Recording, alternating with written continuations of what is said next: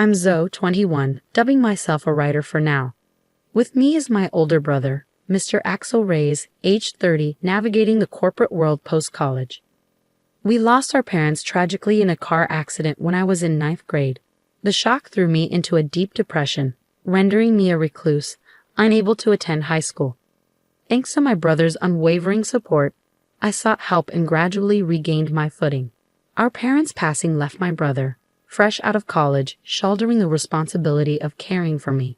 Amidst his own challenges, he took on household chores and supported me emotionally. Slowly, I emerged from my isolation, starting with small tasks like tidying my room, eventually reclaiming a semblance of normalcy with my brother's guidance. Now, we reside together in our childhood home, dividing household duties. Given my work-from-home status, I handle meal preparation and grocery shopping, relishing the occasional outing for supplies. Cooking has become a source of joy. I excel at concocting dishes from recipes discovered online during my hermit days. My brother, akin to a parent figure since our loss, embodies a blend of kindness and discipline. His dedication to education paved the way for a successful career, culminating in a leadership role at a prominent company. Over time, he blossomed socially, culminating in a relationship with Miss Nora Reyes, his now fiancée. When my brother introduced Nora to me, her elegance and warmth immediately resonated. She's a charming office lady at a major food company, a graduate of the same university as my brother. Despite her youthful appearance, her maturity shines through, earning my instant admiration. Nice to meet you, I'm Zoe, the sister. Please take care of my brother, I greeted warmly. Likewise, replied Miss Nora Reyes with a smile. You're such a darling sister. I always wanted a sister, so I'm genuinely thrilled you'll be joining our family, Nora expressed, her smile radiant. Despite her slightly heavy makeup, her warmth was palpable, painting her as a delightful addition to our lives. Curious about me, she inquired, and Axel, my brother, stepped in to field the question. Well, actually, Zoe didn't attend college. When our parents passed away during her ninth grade year, she grappled with mental health issues. It took her some time to overcome, but she's leading a normal life now, Axel explained, his pride in my resilience evident. Surprised, Nora probed further, and I joined in, acknowledging the tumult my illness had caused and expressing heartfelt gratitude for my brother's unwavering support. I understand now, Nora responded, her demeanor shifting slightly. Axel, sensing tension, sought to reassure her, urging her to see beyond appearances. Attempting to lighten the mood, I injected a joke, but Nora's solemn response caught me off guard. In that moment, I sensed there was more beneath the surface of her reaction.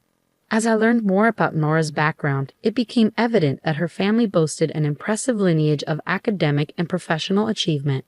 Despite the stark differences in our upbringings, I harbored hopes of my brother joining this esteemed family. Amidst wedding preparations and my brother's evident happiness, I lent a hand where I could, finding joy in his joy. Then, one day, my smartphone rang, signaling a potential turning point in our story. Feeling a flutter of nerves, I hesitated before answering the call from an unknown number. But seeing it was displayed, I took the leap. Who is this? I inquired cautiously. Zoe, I'm Nora's mother. Nice to meet you, came the unexpected voice of Nora's mother, who would soon be my mother-in-law. Surprised by the call's source, I braced myself for what might follow. What can I do for you? I asked, my anxiety palpable. Nora's mother broached the topic delicately. I heard from Nora that you didn't attend high school and only graduated from middle school. I swallowed hard, sensing where the conversation might lead. Yes, when my parents died in an accident, I struggled with mental health issues. It took me a long time to fully recover, which is why I couldn't attend high school. Her response was measured yet cutting. I sympathize with your situation, but the fact remains that you only have a middle school education, right? Yes, I confirmed, bracing for what would come next.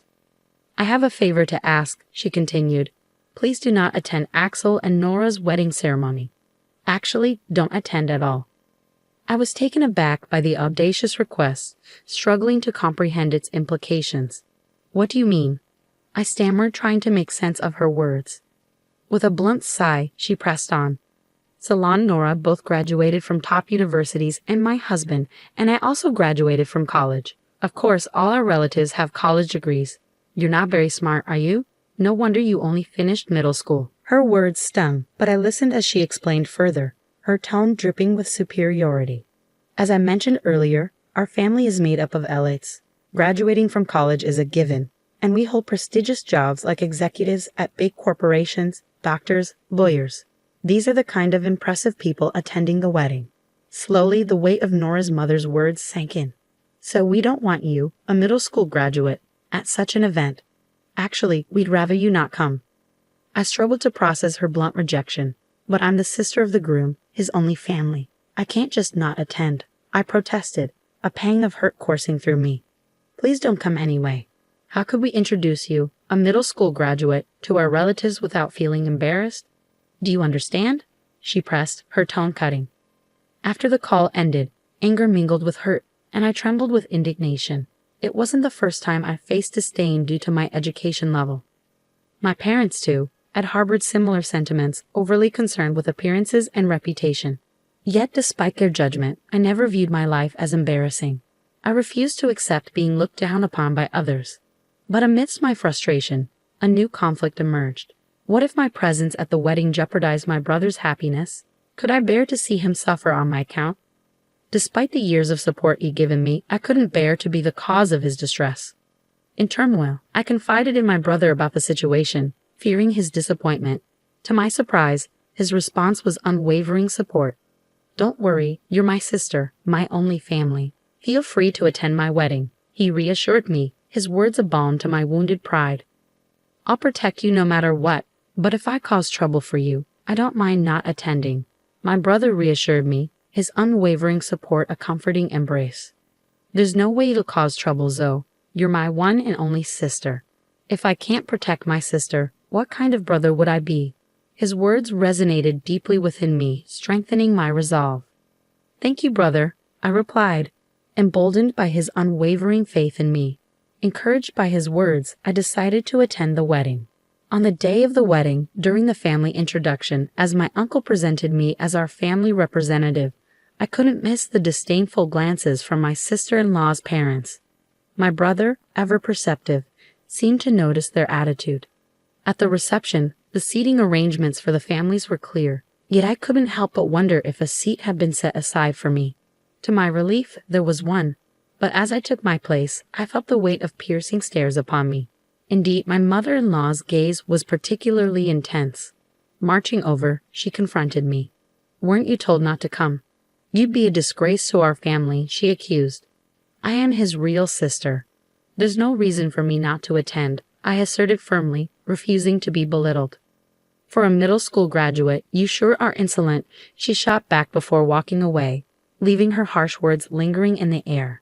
As the bride and groom made their grand entrance, I couldn't help but smile, seeing my brother amidst a different atmosphere. Nora looked resplendent, radiating joy and elegance. Suddenly, my mother-in-law stood up and commandeered the microphone, her voice booming across the room. Our family has all graduated from college and hold respectable jobs, she declared, her words echoing through the hall. I believe that Axel is a suitable person for our family, but there is one issue. She paused, gathering her thoughts before continuing. It is his middle school graduate sister. She is an incredibly embarrassing presence in our family. We would like to ask the groom to sever ties with her. If you can't, we cannot allow this marriage. The room erupted into commotion, but my mother-in-law ignored it, turning to my brother with a demand. Axel, can you swear to do that here? Swear to cut ties with this embarrassing middle school graduate sister and become a part of our excellent family. With a nod from both the bride and father-in-law, she handed the microphone to my brother, her expression triumphant. Taking a deep breath, my brother addressed the assembly. Indeed, my sister is a middle school graduate, but she is my only blood relative, my family since her parents have passed away. I can't sever ties with her. I apologize to all of you who have attended today, but I will cancel the marriage and consider this relationship with this family as non-existent. This is my answer. With that, he slammed the microphone down and came straight to me, his smile refreshed. Zoe, I'm sorry for causing trouble. There's no need for us to be here. Let's go home. Later, I heard from relatives that the reception was canceled because the groom left halfway through. The bride burst into tears, and her parents were scolded by their relatives, forced to apologize on their hands and knees and return the gift money. My uncle contacted my brother afterward, admitting that while his attitude at the reception wasn't praiseworthy, he would have severed ties with him if it had continued. He offered to pay a suitable amount of consolation money and have the bride's side bear all the expenses for the ceremony. But my brother refused, insisting on a sincere apology for his sister. After a while, a meeting was arranged at our home for post-settlement discussions. Determined to assert myself, I steeled my resolve for the meeting with my former in-laws. Only 3 of them showed up, my ex-sister-in-law and her parents. They handed my brother some money as a gift, labeled as an inconvenience fee, and offered apologies for the rudeness of the reception. However, their words lacked sincerity, tinged with reluctance. My ex-mother-in-law muttered statements like, "We should have investigated more thoroughly. If we had, this wouldn't have happened," showing no genuine remorse. Likewise, my ex-father-in-law echoed similar sentiments, blaming my brother for not disclosing details about me from the start. Anger simmered within me as I executed my prepared plan. Addressing my ex-father-in-law directly, I remarked, "Well, you're not really my stepfather anymore, but for convenience I'll call you that. You work at Rainbow Publishing, right?" He glanced at me with a hint of disdain. "Yes, I do. I'm a director there. What about it?" I held his gaze, my resolve unwavering. "I work with Rainbow Publishing, but I can't bring myself to support a company where you are. I want to terminate the contract, if at all possible." He brushed off my words with arrogance, claiming, "I don't care. There are plenty of workers. It won't have any impact." "Understood. I'll quit immediately, and I'll sign a contract with your rival company," I declared, refusing to be intimidated by his demeanor. With my ex-father-in-law's arrogance on display and my peripheral vision catching the stunned expressions of the others, I stood firm, determined to assert my worth and reclaim my dignity. I dialed the editor at Rainbow Publishing to inform them of the contract termination. There was a stir on the other end of the phone, but I remained resolute, conveying my message before hanging up. Without delay, I contacted the rival company to express my intention to proceed with a contract. Despite my actions, my ex-father-in-law retained his smug demeanor, while my brother, still bewildered, glanced nervously around. Eventually, a call came through to my ex-father-in-law's smartphone. "Hello," he answered, his tone shifting as he listened intently. "It's me." "Yeah? What? The president? What's going on?" His expression paled as he whispered into the phone, and upon ending the call, he turned to me with a newfound gravity. Are you the popular author, Yes Ray?" he inquired, his tone incredulous. "Well, yeah. Yes Ray is my pen name for light novels." "So what?" I replied evenly. "Wait, you mean our president said a popular author is breaking the contract with us, and it's my fault?" He realized, his tone shifting to one of realization. "I simply asked you if it was okay to terminate the contract, and he said it didn't matter.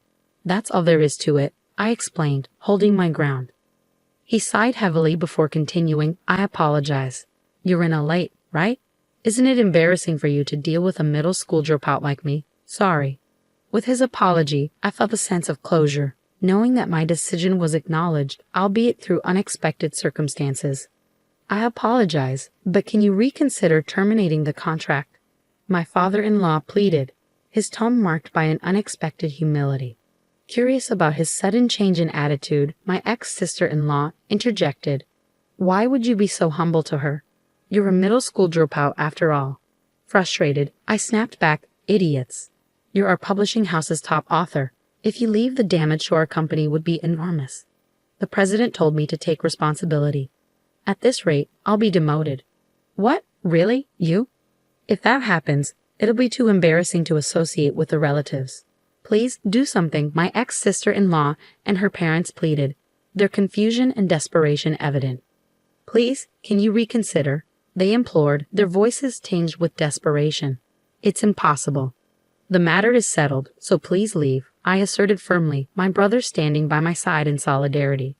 "Then please leave as requested," my brother added, his smile brightening as we watched the 3 of them leave, their shoulders slumped in defeat. After their departure, my brother turned to me with a newfound admiration. "You're a popular author? I didn't know that." Well, I use a pen name when I posted a work I wrote last year online. It got good reviews, and Rainbow Publishing offered me a contract. I've been making quite a bit of money, I explained, a sense of pride swelling within me. My brother's smile widened, a rare sight in recent times. And so the broken engagement was resolved. My ex-sister-in-law seemed to be seeking another partner, but no one would approach her since the incident became widely known. She eventually became reclusive and quit her job. As for my ex-father-in-law, being blamed for my contract termination led to his demotion to a regular employee. Unable to endure warehouse work, he resigned. My ex-mother-in-law faced harsh criticism from her relatives for her disgraceful behavior at the wedding reception and was no longer recognized by her once proud and accomplished family. It serves them right, I thought, grateful for the support of my new publisher. My popular work was turned into a comic, and its popularity soared once again. Now there's talk of an anime adaptation. My brother buried the memory of the wedding as a dark history and focused on working hard.